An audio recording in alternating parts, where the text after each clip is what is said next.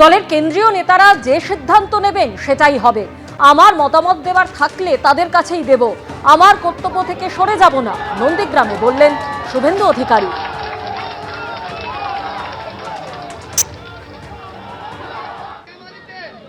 আমার পার্টির কেন্দ্রীয় নেতারা যেটা ঠিক করবেন সেটাই হবে।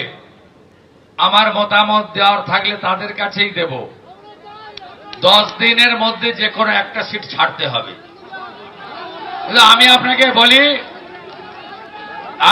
আমি ভবানীপুর এবং নন্দীগ্রাম দুটোই বলছি, আমি আমার কর্তব্য থেকে কিন্তু সরে যাব না।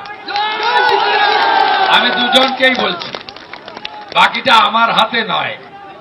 আমার কেন্দ্রীয় নেতারা যে সিদ্ধান্ত নেবে, আমি খুব ডিসিপ্লিন ছোটবেলা থেকে,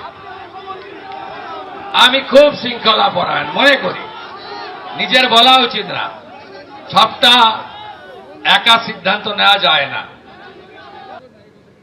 আমরা 39% ভোট লোকসভায় পেয়েছিলাম, এবারে 46% পেয়েছি।